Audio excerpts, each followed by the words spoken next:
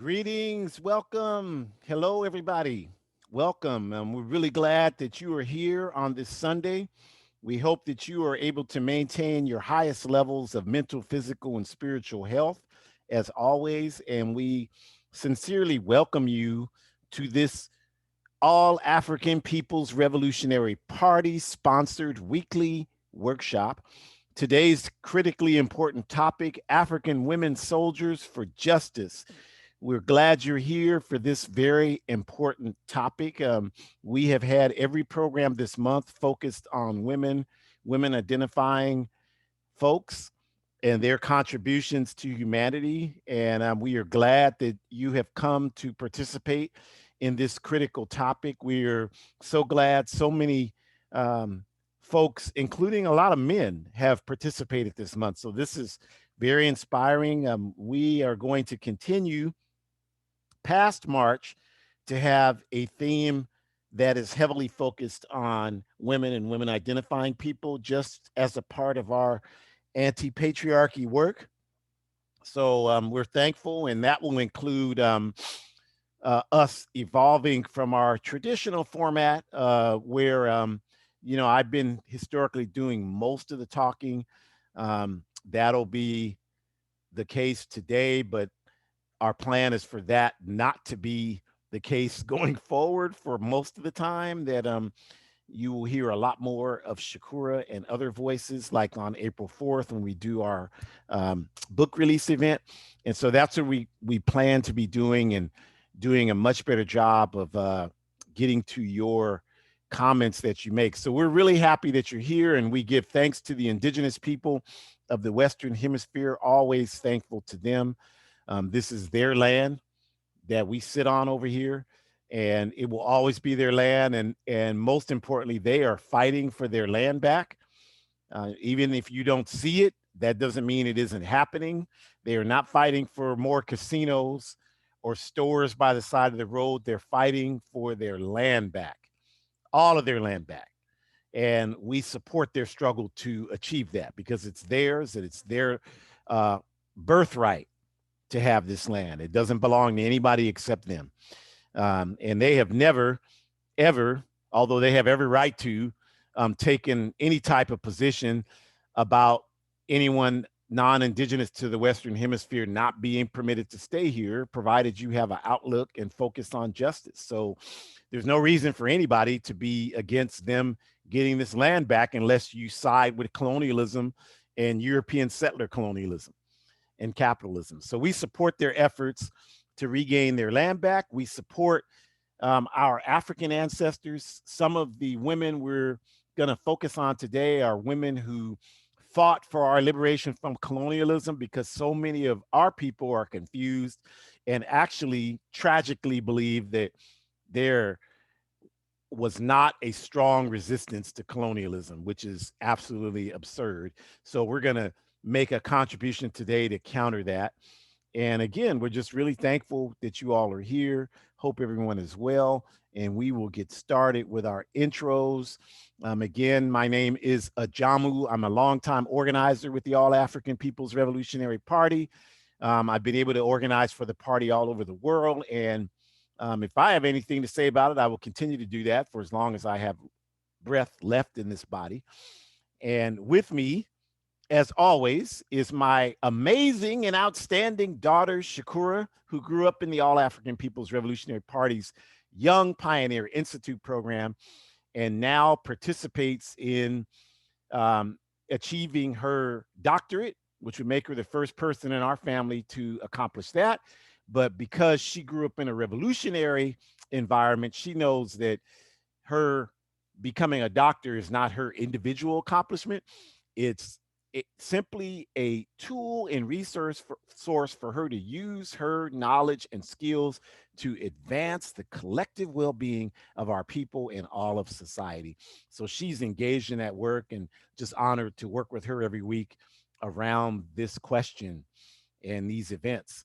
And getting back to the All African People's Revolutionary Party briefly, we are an independent mass revolutionary political party based in Africa. And we are based on achieving our objective of Pan-Africanism, which is one unified socialist Africa. One unified socialist Africa is our objective. And I see some people are having some technical difficulties. So while I'm talking or while Shakur's talking, I'll try to address that, but through Facebook. So we'll try to address that. But one unified socialist Africa is our objective. And if you look at the book on the right, Kwame Nkrumah's Handbook of Revolutionary Warfare, that is the book that outlines our strategy for achieving Pan-Africanism. And that's what we want to do. And if you look at the logos you see on the screen there, they represent organizations who have accepted this definition of Pan-Africanism as one unified socialist Africa, and we're working in unity with them to achieve that objective. So Pan-Africanist Congress, PAC, of Azania, or what you call by the colonial name South Africa, the PAIGC, the African Party for the Independence of Guinea-Bissau, founded by Amilcar Cabral, one of also the co-founders of the All-African People's Revolutionary Party, the Democratic Party of Guinea, Sekou Touré's party, one of our ideologues, the Azanian People's Organization, Azania, Amilcar Cabral Ideological School, Nigeria, Pan-African Movement, Zimbabwe Movement for Pan-African Socialists, Pan-African Union of Sierra Leone, and many, many others. So that's who we are, and that's the work that we are engaged in. And we have chapters all over the world and these relationships with other liberation movements that we're working to build. So we're glad you're here with us, and we will get started. And to do that, I will turn it over to Shakura. Okay, good evening, everyone. Good day, good afternoon, maybe good morning, depending on what part of the world you are located in. I echo my dad. I hope that you all are in good spirits, and we also hope that you all are finding some type of suitable way, not only to figure out how to maintain your social and well-being and mental well-being, but also contributing in terms of thinking about how you can give back in terms of deconstructing systems of oppression, whatever that looks like for you. So as always, you have to be as physically well and mentally well to do that. And we hope that you seriously take into account what that means to take care of yourself, because the masses, we need you. I'm telling you right now, we need as many people as we can get. We need as many people who are willing to organize with us, because these systems of oppression are slowly deconstructing, but that's because of the organized masses working together. So it's almost like if you're chipping away at a block of cement, you're not going to be able to chip the whole thing in 1 hour or 1 day or even 1 month. But if you all continue to chip, if we're all taking turns, if we're all sharing the labor that is reduced and needing to making this block become smaller and smaller until eventually it becomes a little pebble or a little crumble, that's because we all work together to do that. And we have to be physically, mentally healthy in order to accomplish that. So I am honored and without pleasure, extremely humbled to honor our warriors today. And I look forward to talking with you more about them, as hopefully we all can learn from these incredible human beings that risk their lives in many numerous ways, so that their conditions from a collective standpoint could be better, because they are doing exactly what I'm asking the rest of us to consider doing in terms of putting their lives on the line for the well-being collective to have a better outcome. By soldiers, we mean women, and women identifying persons who were uncompromising in their commitment to fight against the oppression of African people and of all humanity. We decided to address this topic today in an attempt to address two fundamental challenges we face in human consciousness today. First, women and women identifying people are completely written out of history, as if their specific role has always been simply serving as supplement to men's contributions. This has been true in most so-called and progressive organizations, entities, and spaces. Secondly, because there are more than enough African people today completely focused and confused for the most part on the disillusion through misinformation coming from social media and etc. other media forms, who believe that no Africans have fought against our oppression along the way.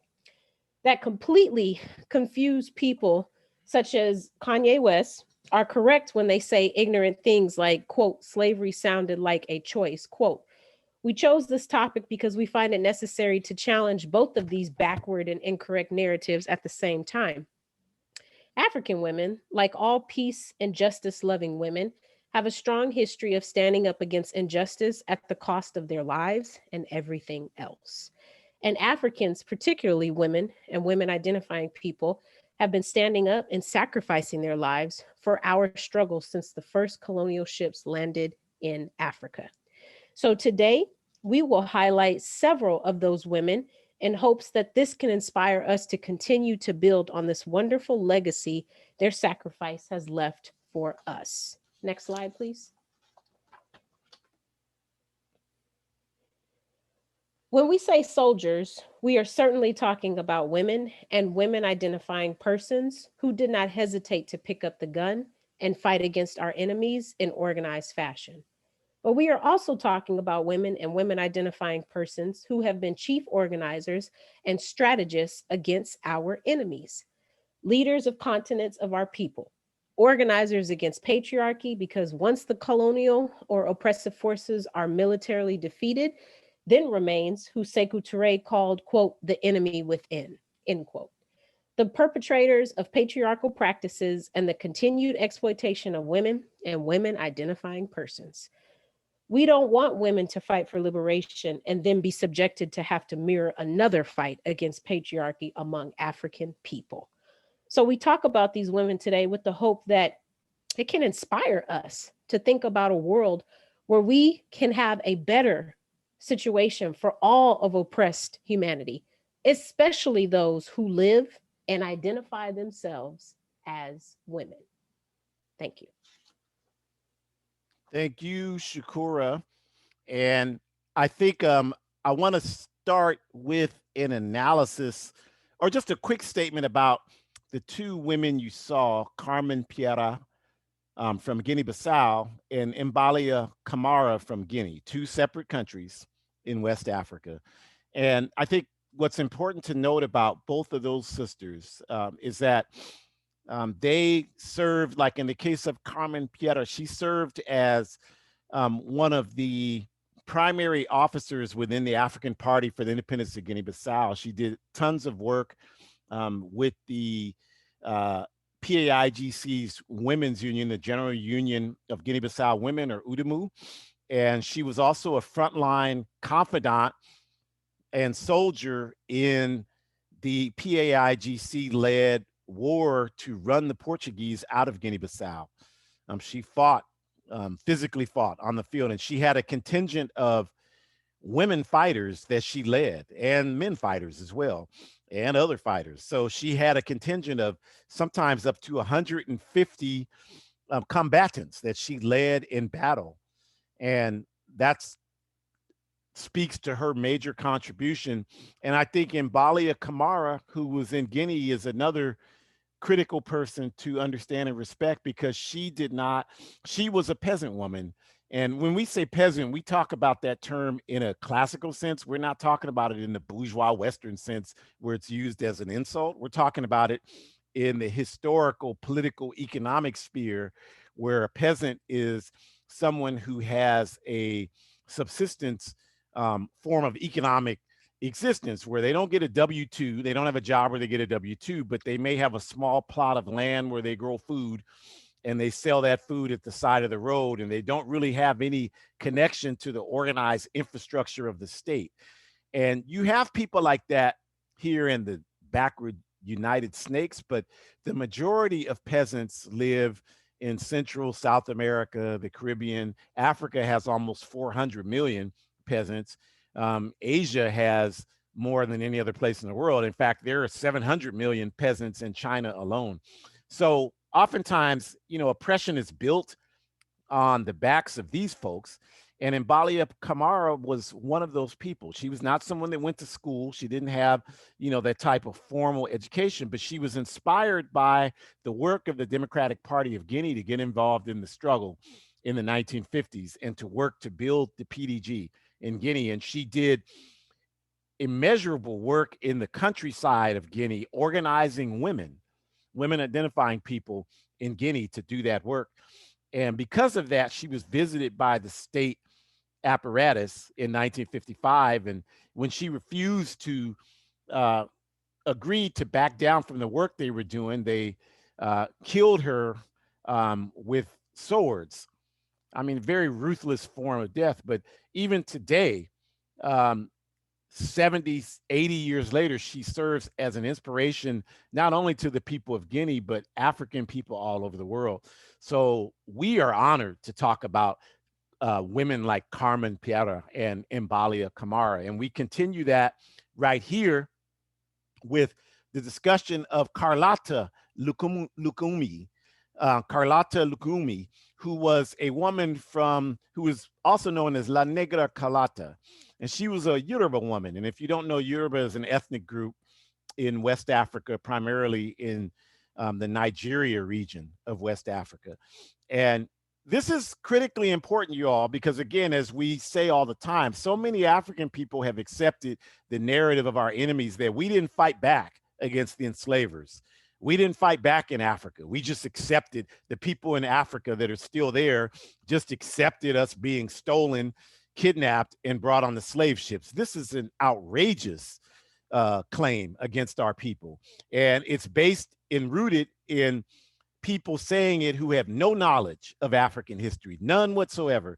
Because if you would know the story of people like Carlotta Lukumi and how she was we don't know exactly where she was because information, we are the only ones who are going to develop our history. And that's why we attempt to do that here with our humble effort. But we know that she was a Yoruba woman because it's documented that she spoke Yoruba.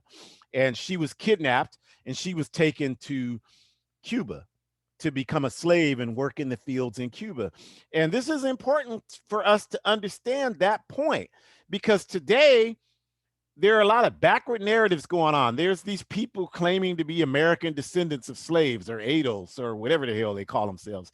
And they're running around talking about, well, Africans in Cuba coming here, that's taking something from us. And if you understand our history and you trace the routes and experiences of people like Sister Carlotta Yakumi, then you know that it's very possible, feasible, and realistic that someone like her in Cuba could be biologically related to you here in the United States. Because when they separated us, they didn't ask, well, is that your family over there? Well, we want to make sure the families stick together when we kidnap you. So you all go together. We got a nice shuttle with air conditioning waiting. No, that's not what happened, you all. We were viciously and violently kidnapped and separated from each other. So if you understand that, it's absolutely absurd for you to adopt the white supremacist position of opposing Africans anywhere else on earth. That makes absolutely no sense at all. So take the story of Sister Carlotta to hopefully help people who are still operating under that insane confusion to eradicate it once and for all. And she went to Cuba, and there in 1843, she was one of the primary leaders in the rebellion of the sugar plantation there in Matanzas, Cuba. I'm pronouncing that wrong. I don't speak very good Spanish. I apologize. But that's where the rebellion took place. And it was a successful rebellion. That's why you don't know anything about it.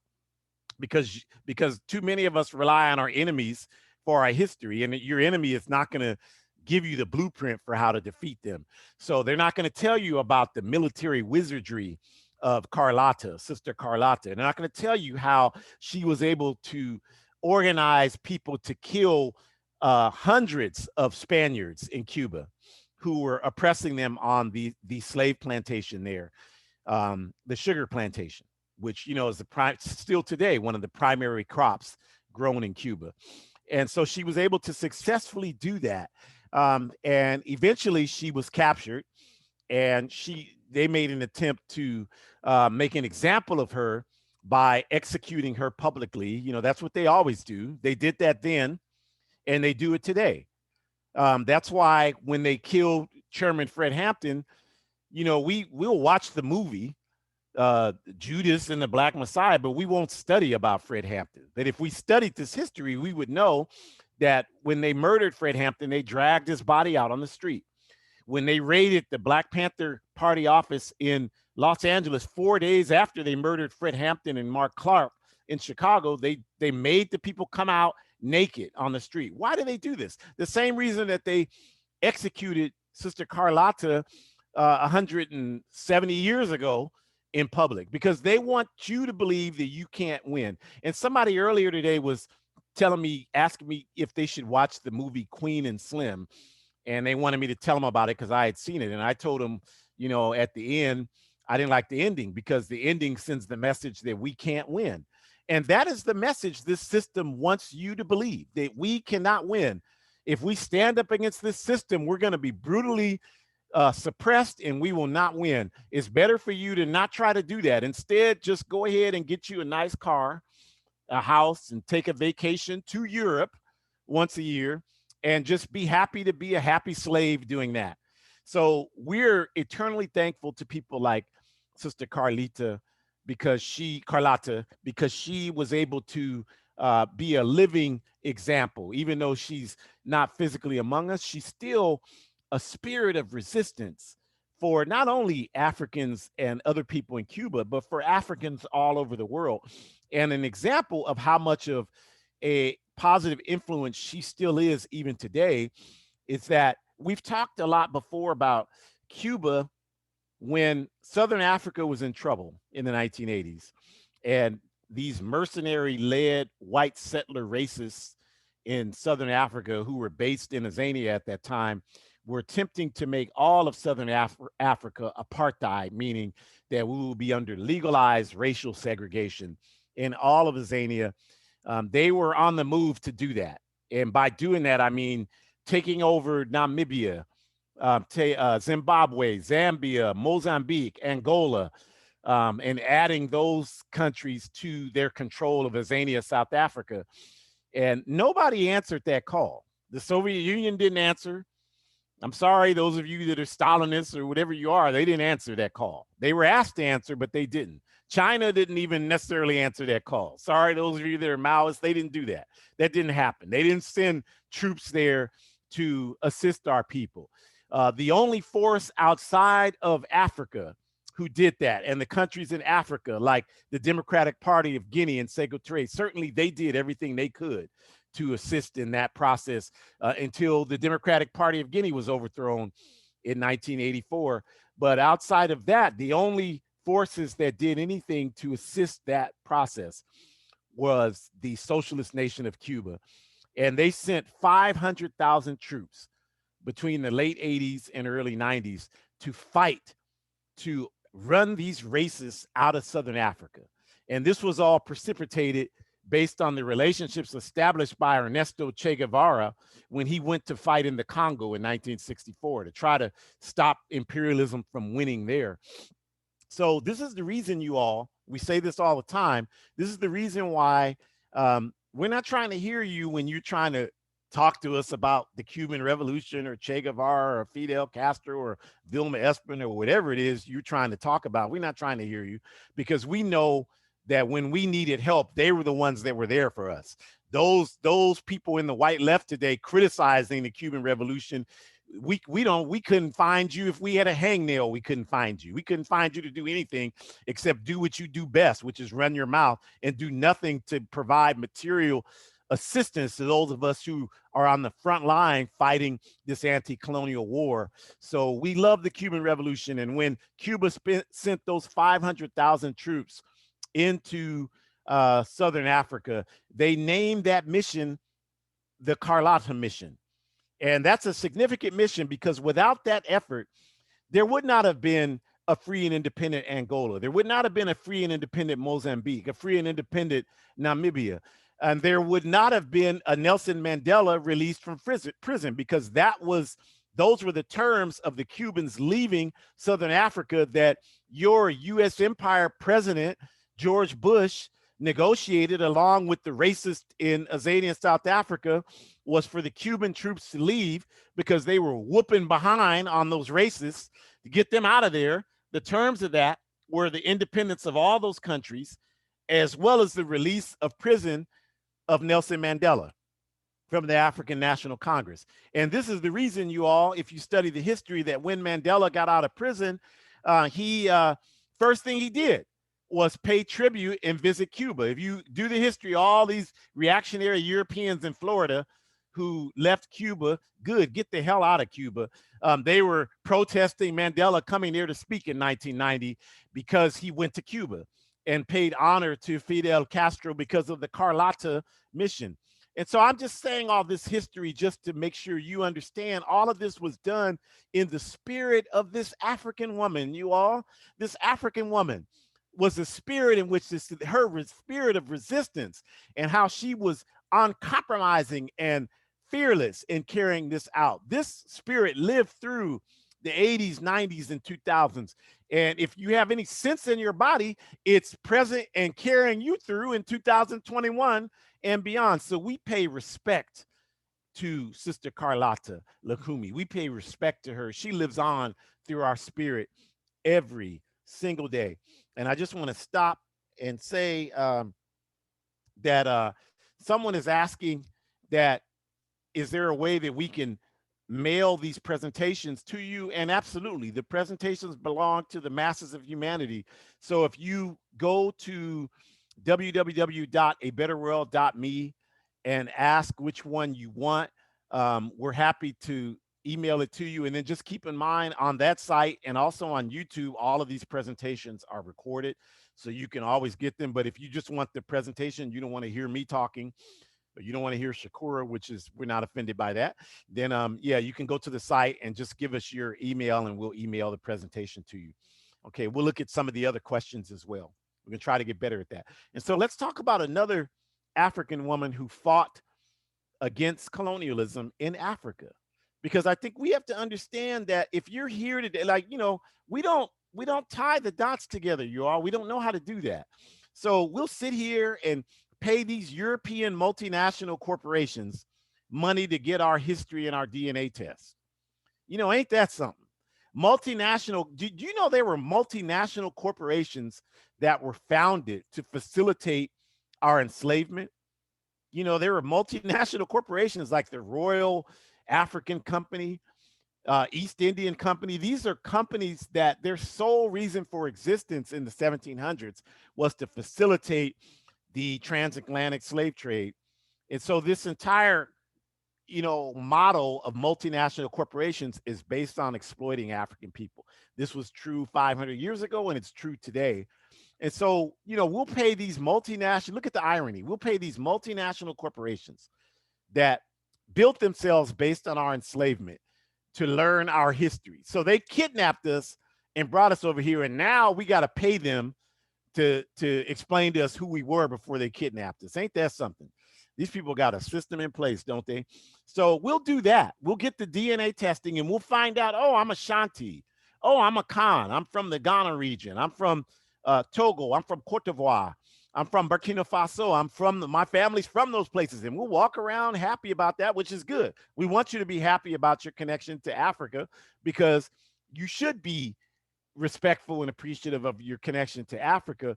But we won't advance that. We won't make the connection that, okay, if I'm from that region and I'm here alive today, and I know that there was violent intrusion into where I come from, what happened so that I was able to survive? Somebody put themselves in front of a sword, in front of a knife, in front of a weapon to save your ancestors so that you can be here today. You have got to understand that. And so if you know that, then you should have pride in your African ancestors. And the minute you hear some fool talking about, well, they didn't fight for us in Africa, if you don't punch them in the mouth, you shouldn't do that, because we shouldn't attack our people for being ignorant, but you should punch them in the brain intellectually, and you should tell them, well, that's not true. You really need to get a much better understanding of our history and understand that the reason you're here is because somebody fought to protect the lives of the people who ended up producing you, because that's real. Because if nobody would have fought back, there wouldn't be any of us here today. We would have just been wiped out if everybody would have just accepted that and gone through. And we certainly wouldn't have, because some of you might say to that, well, no, we would have just survived and we would have just made it through. No, because some of us have a spirit of resistance. Yeah, some of you house slaves that never do anything to antagonize the master, yeah, you would have been like the saying, You want to know what you would have done during slavery? Look at what you're doing now. So if you're one of these people that push your head down, yes, sir, boss, I won't cause you no trouble, master. Then yeah, you would have been one of those people that came through that lineage. But those of us who have a spirit of resistance, we are without question the descendants of people like Sister Carlotta and Sister Yah Santua. We didn't come through that house slave narrative. We came from the field slave, from the Africans who were free, who have a desire to be free.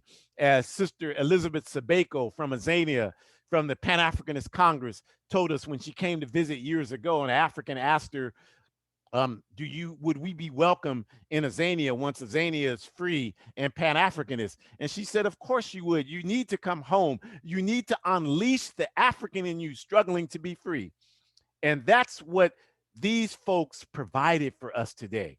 And so Yah Santua was the last line of matriarchal existence in Ghana. And by matriarchal, we mean where women ascended to positions of leadership.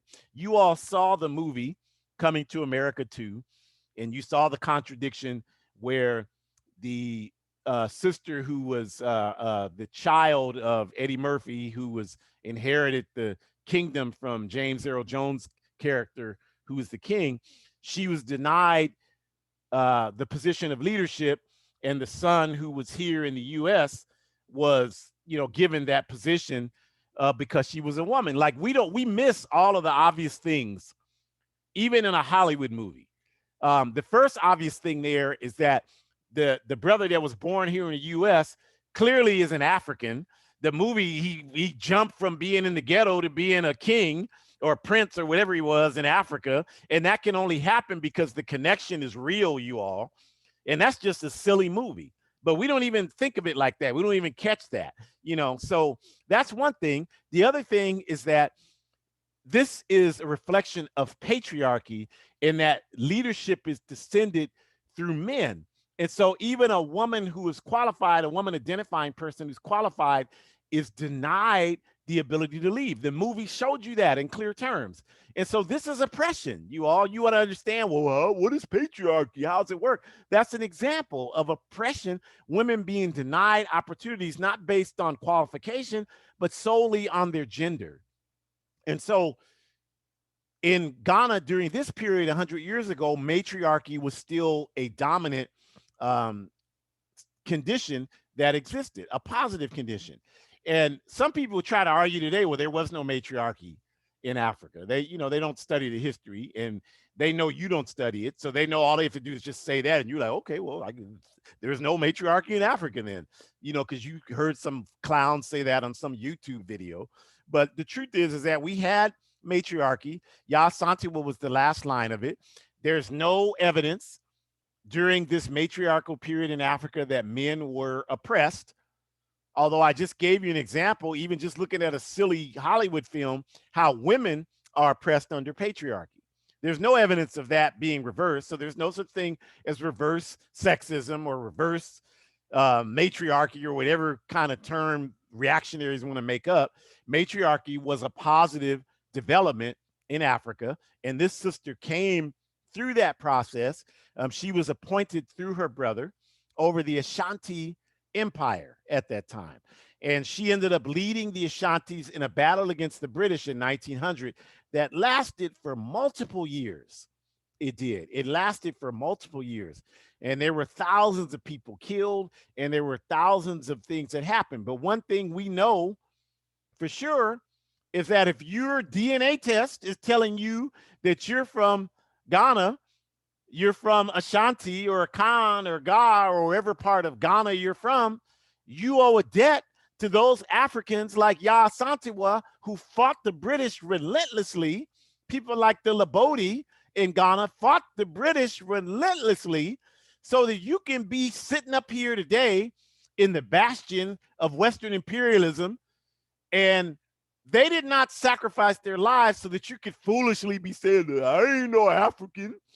African didn't do nothing to fight for me. I mean, that's absolutely idiotic. And I'm sorry, I don't, if you're offended by that, then you should be offended by it. I hope it ruins the rest of your day, because we got to stop this foolishness and stop being disrespectful for our ancestors who sacrificed everything for us. And so if it offends you to hear that, then I hope you pass out from being offended, because we need to stop this and pay respect to our ancestors and stop this nonsense that's being perpetuated by a backdoor agenda of white supremacy that's designed simply to enrich the people who are promoting this nonsense and do nothing to advance the masses of our people. And that's exactly what it is. And it's extremely disrespectful to our people. Yaa Asantewaa is just representative of the thousands of our people who fought. And we are the descendants of that. We are the beneficiaries of that, you all. And we need to stop. We need to start acting like that. That's all. We need to start acting like that and understanding the importance of this legacy, and stop this intellectual laziness and start studying our history so we understand people like Yaa Asantewaa and Carlotta and Nzinga and all the others who fought in Africa for our freedom and independence against the French, the Portuguese, the British, the Belgians, and all the other colonial people who invaded Africa. So we need to do that. We need to definitely do that, and that's our responsibility. So we pay honor and privilege and respect to our sister Asantewaa, and we're thankful. We're so thankful for her contribution to us. So I'm going to stop um, and read some of the comments that are made. Our sister Mzuri in Los Angeles, our comrade sister, she makes a very good point. That Sister Peaches, when they invaded the Black Panther Party office in LA, was the first one to come out.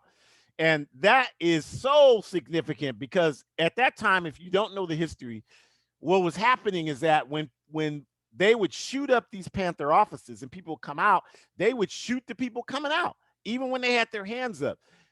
Little Bobby Hutton is an example of that in Oakland. 2 days after Dr. King was assassinated, Eldridge Cleaver led a group of Panthers into a shootout with the police, ill-advised, and Eldridge Cleaver and Little Bobby Hutton ran into the basement of an African woman, and the police found them, and they were forced to come out. And Little Bobby Hutton was too shy to take his pants off, so he was shirtless. Eldridge Cleaver was completely without clothes to try to demonstrate that there was no weapon. But Little Bobby Hutton had his hands up, and the police shot him front, back, all over. So this was their modus operandi. So for Sister Peaches to come out that way showed a tremendous amount of courage. And so that's one of the things. And then we also wanted to acknowledge people were making comments that it's very important to recognize these women and women identifying strugglers, and we could not agree more. And also, Sister Mzuri makes the very important point that Che Guevara went and spent 2 weeks with Kwame Nkrumah in Ghana. And we believe, we talked about this a couple of weeks ago, and we talked about the assassination of Malcolm X. We believe that wasn't just one. They weren't just swimming and having a vacation for 2 weeks. We believe that was work that was being carried out, you all. And we believe that Kwame Nkrumah, Sekou Touré, we believe that Fidel Castro, Che Guevara, Vilma Espin, and yes, El Hajj Malik El Shabazz, Malcolm X, were involved in developing work. And we believe that is the reason that Malcolm X was assassinated. And we say that because there's so much this reactionary documentary last year. Who killed Malcolm X? And this Negro's walking around Harlem till he thankfully passed out and died a year or two ago. And he was involved in assassination. And why is he allowed to walk around? Yeah, I get it. I mean, something should have been done about him. Something should have been done about William O'Neill. Something should have been done about Cotton Fitzsimmons. Something should have been done about Mobutu. Sure, no question about any of that. But the reality is that these folks were engaged in this work, and that they were murdered by imperialism for a reason. And that reason was not just because he was talking about Elijah Muhammad having children, Malcolm, I'm saying. out of wedlock. That's not why they kill. I mean, if you all you know about Malcolm is that ridiculous Spike Lee movie. What Spike Lee, he showed the CIA agents following Malcolm, but he didn't demonstrate, he didn't show any of Malcolm's work in Africa. So if you don't know that history, you don't know why they were. You think, well, hmm, there's European men following Malcolm in Egypt. And in the scene they showed Denzel Washington, who's playing Malcolm X, he's talking to some youth about showing them the pyramids. So I guess they assassinated Malcolm because they didn't want him to see the pyramids. I mean, this is the absurdity that we deal with. That's why you have to study history so you can understand, because if you don't know that, you really don't know why they assassinated him. And if you don't know why they assassinated him, then that's how you can get so caught up in who did it, because that's the only thing that you can grasp, because you don't know why. So you can just grasp the next lowest common denominator, who did it. But when the real question is, why did it happen? So that's why that's important to look at. Yeah, Che was in Ghana with Kwame Nkrumah. He was in Tanzania before that. He was there a year in Tanzania fighting, putting his life on the line. And some of you all that are anti-socialism, anti-communist, anti-Cuban revolution, you want to have the audacity to stand there and tell us, well, Che Guevara was racist because he used the N-word when he was 22, 23 years old. We know the history. We know it better than you do. He was 22, 23 years old. You got it from the Motorcycle Diaries. You can't deny that that's true. We know the history. And so you want us to elevate some ignorant thing someone said in their early 20s above them putting their life on the line for African people in Africa when they mature later in life. That makes sense to you, some of you out there. It makes no sense to us whatsoever.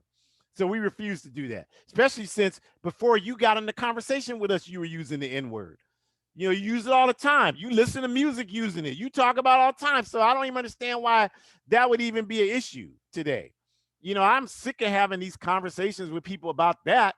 And you totally neglect people risking their lives to advance humanity because you're not doing anything to advance humanity. So that's not important to you. But for us, that's the key to how we gauge the quality of somebody's life. What contribution did they make to advance the world? Not themselves individually, not just their partner and their children, their biological children, but humanity. That's the primary methodology in which we use to do that. So we give praise and respect to our sisters, and we come to Sister Ethel Minor, who was a member of the Nation of Islam and was engaged in the Nation of Islam. Here you see a picture of her in Guinea Conakry via Sile, with Kwame Nkrumah on the right and Kwame Ture, who was then Stokely Carmichael, on the left. And she was there after Nkrumah was viciously overthrown by a Central Intelligence Agency, CIA, or we call them, of course, criminals in action, coup d'etat on February 24th, 1966. He was accepted as co-president in Guinea by Secretary in the Democratic Party of Guinea. And this is a picture of him there in Guinea as co-president for the PDG there in Guinea. And Kwame Ture, of course, went to live there and spent the last 30 years of his life fulfilling the Handbook of Revolutionary Warfare that we showed you in the beginning that Nkrumah wrote, building the All-African People's Revolutionary Party outside of the African continent, which was Kwame Ture's assignment. And we, of course, continue all of that work today. So Ethel Minor was in the Nation of Islam. When Malcolm X left the Nation of Islam, she, having radicalized her consciousness just like he did, decided to leave with him and join his Organization of Afro-American Unity. And when Malcolm X was assassinated, she joined the Student Nonviolent Coordinating Committee. And she wrote the paper on Zionism. I had someone yesterday contact me and make a Zionist statement. And I told him, I'm not talking to you. I'm not, because we don't conflate Zionism and Judaism. They're two completely separate things. We did a whole presentation on the difference between Zionism and Judaism. So you can look it up on the www.abetterworld.me or YouTube. I'm not going to go back into what Zionism is today because we've done that and you can research it yourself. But we will say that Ethel Minor wrote the paper for SNCC, and this was instrumental in advancing SNCC's understanding and position on the question of Zionism, and Zionism being, without question, settler colonialism.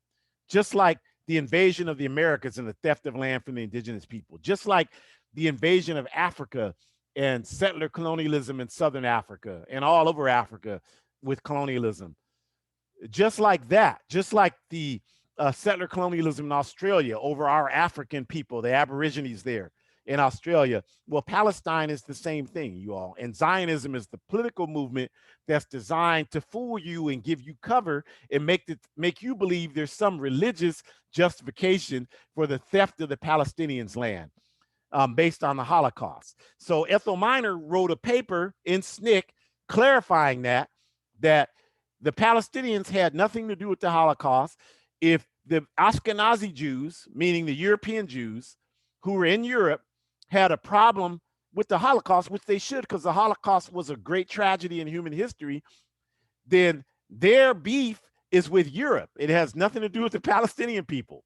And so they should take up their claim for land with Germany and Austria and Poland and the Soviet Union or Russia or Ukraine. Those are the places that exploited and oppressed them. It has nothing to do with Palestine. So that's what the question is about. She wrote that position paper in 1967, and it helped fuel SNCC's very progressive position against Zionist Israel during the Six-Day War in 1967. And this brought the wrath of everybody down on SNCC during that time. And so she has to be credited with playing an essential role in advancing the consciousness of the African community. And it's still a struggle we're engaged in. We're not saying it isn't, but we're saying that this was a major contribution. And my understanding of Zionism today, I have to credit Ethel Miner significantly for that, as well as, to be honest, the Nation of Islam, because they had that position in the 40s. No matter what you think you know about the Nation of Islam, they had a clear anti-Zionist position in the 1940s around that. So, no matter what people say about Elijah Muhammad or whatever, I have to respect the fact that in 1943, that man went to prison for 5 years for refusing to fight in the U.S. military.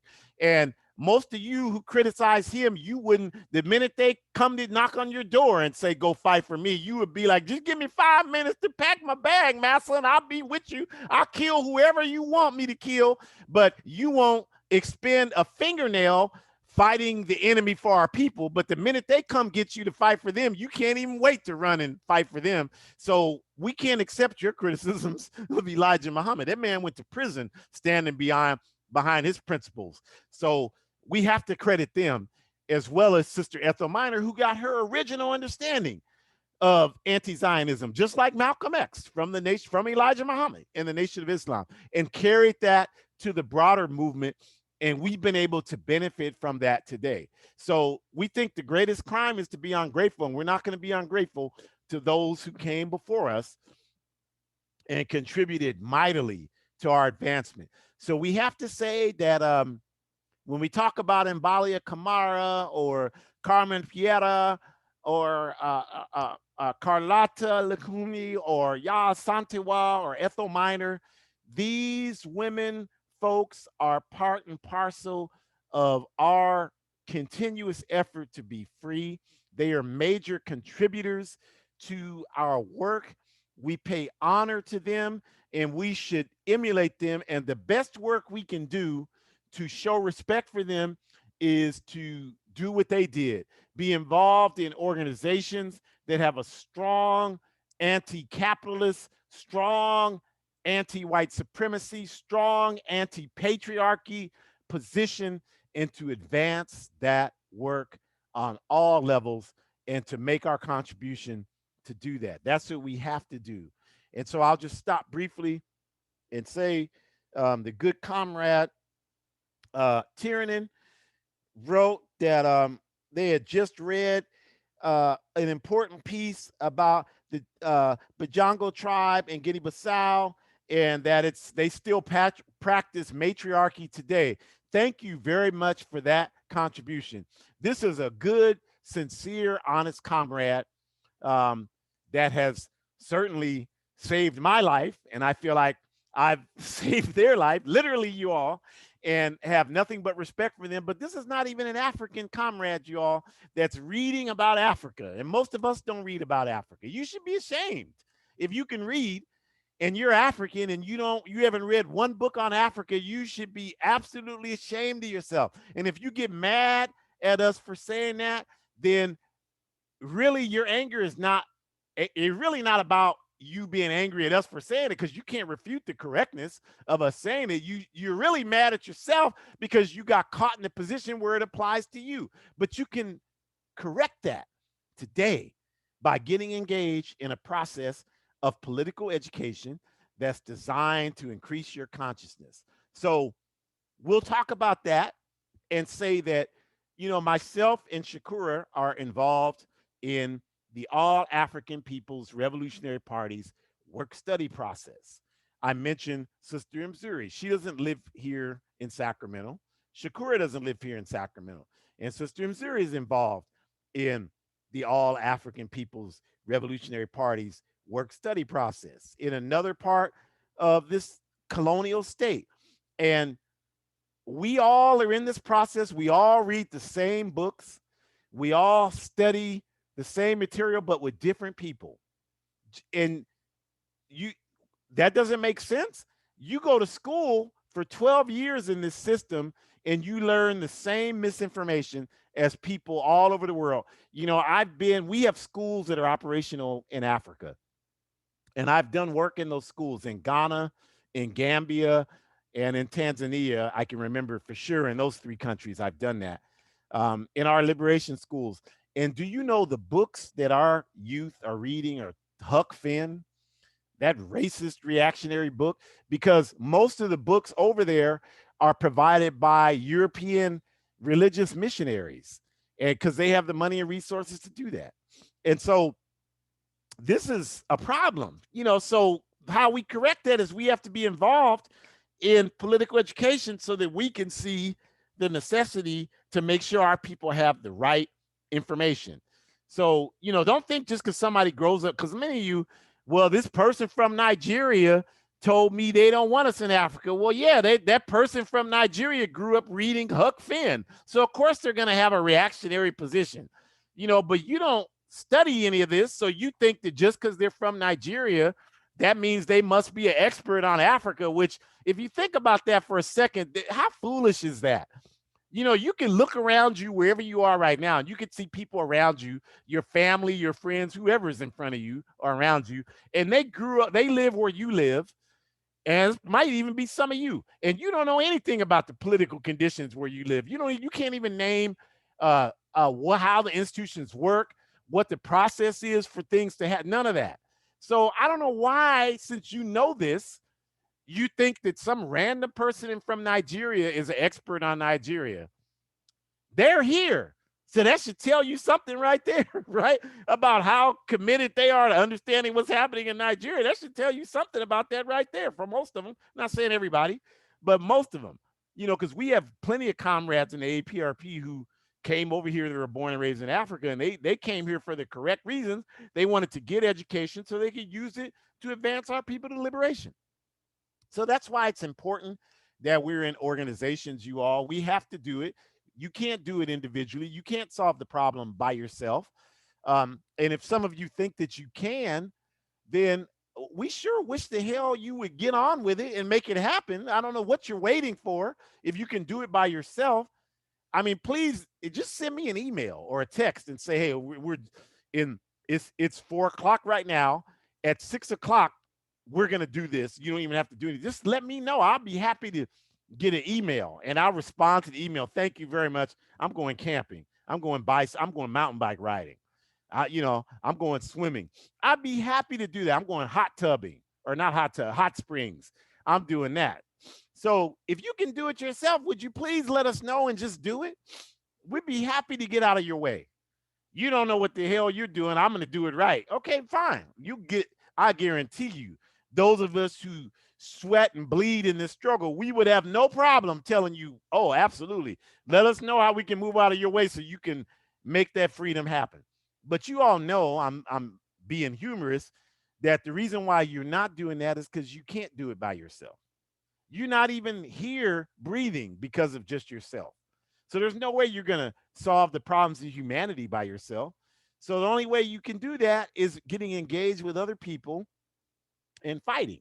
We keep resisting that because we don't want to be accountable because it's easy. The internet is full of individualists who can say and do whatever they want and not be accountable to anything. And that's what you want to do because you're not really accountable and committed to our people's liberation. Otherwise, you would take a different approach. I'm sorry, but there's no way else around that. So we ask you to reconsider that because we respect you. We don't respect that part of you, but we respect you as a human being. And we just want to ask you to, because this is what we need to solve these problems, you all. And so we want to invite you to come next week. We're going to have a critical topic. And if you're sick of me talking, next week will be mostly Shakura. She's done an outstanding job talking about African women health issues, and we're going to return to that format next week. We're going to talk about women in socialist Cuba and healthcare advancement. We're going to do a comparison with Cuba's advancements in healthcare around HIV, cancer, COVID, maternal mortality compared to this society. And it's going to blow your mind. So you want to be here. So look for the information, spread that, and let people know.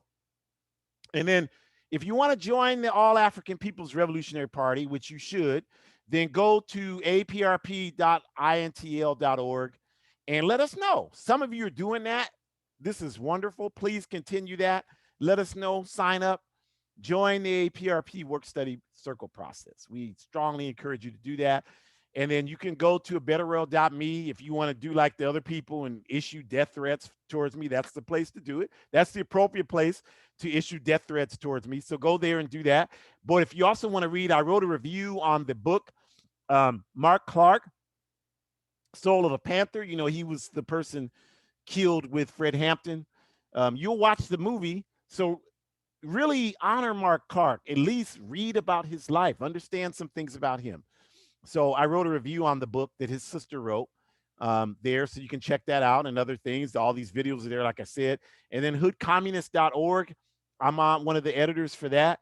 And I know I saw earlier my comrade, Sister Erica is also on here from Black Alliance for Peace. And she is also on that board. That's an outstanding organization. If you don't want to join the APRP, join Black Alliance for Peace or the Ujima People's Progress Party or any of these organizations fighting for us. And finally, we want to invite you to come on April 4th. Mark your calendar. We're going to have expanded program, 90 minutes instead of an hour. It's going to be the virtual book release event for my 76-page manifesto. I just released a guide for defense against white supremacist, patriarchal, and fascist violence. We're going to have a panel discussion of all of these outstanding activists you see on young African revolutionaries you see on the screen here, and you'll be able to join through the same process you joined today. So please tell people about that, and please get the book. And if you're like, well, I don't want to get the book because I don't, all you're going to do is spend the money. You're like Umar Johnson, you're going to spend the money. Well, if you think that, I have some food for thought for you. I mean, all you have to do is look at our history and tell it's a lot different than that.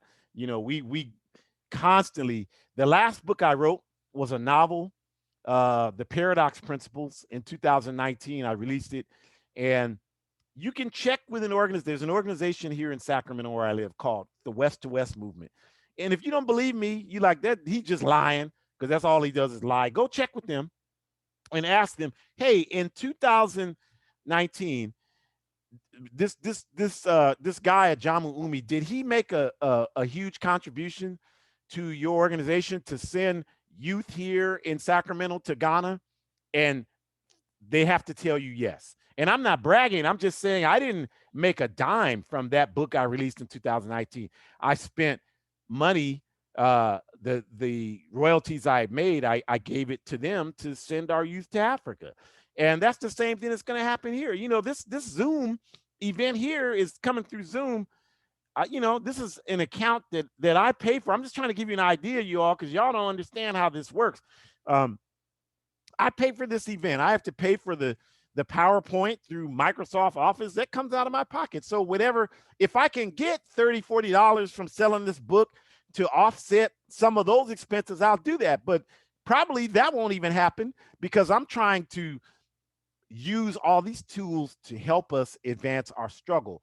So we encourage you to do that. It's a step-by-step guide for how we organize in communities based on the model given to us by Nkrumah's Handbook of Revolutionary Warfare. So we ask you to go. Yes, it's on Amazon. We get it. There's no long line of publishers, you all, waiting to publish Pan-African literature. People don't get that. They keep asking me, why did you publish on Amazon? So I'm like, so what, how would I publish? Like, a lot of people are buying this manifesto, which is great.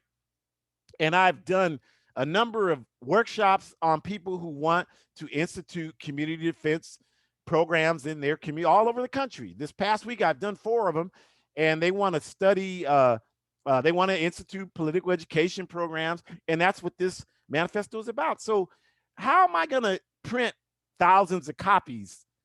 You know, you all don't even make a contribution to Revolutionary Organization. You don't even contribute $10. So how am I going to do this? So Amazon was just a strategic way to do that. If you have a better solution, please let us know. You know how to contact us. So please let us know. Don't just wait until we do what we have resources to do and then criticize it. That's reactionary. So please let us know. We were happy to take solutions. You know, a publisher, you like, hey, this person will publish you. You want to let me know? I'm happy to do that because it's not the last book I'm going to write if I'm still living. So thank you all. Forward ever. Join an organization. Join us next week. Women in Socialist Cuba and Healthcare Advancement. Join an organization with political education. Buy a guide for organized defense against white supremacist, patriarchal, and fascist violence. Smash patriarchy. Forward to one unified socialist Africa. Until Africa is free, no African anywhere on earth will be free. Forward ever, backwards never. Always stay clever in any endeavor. Enjoy the rest of your Sunday afternoon.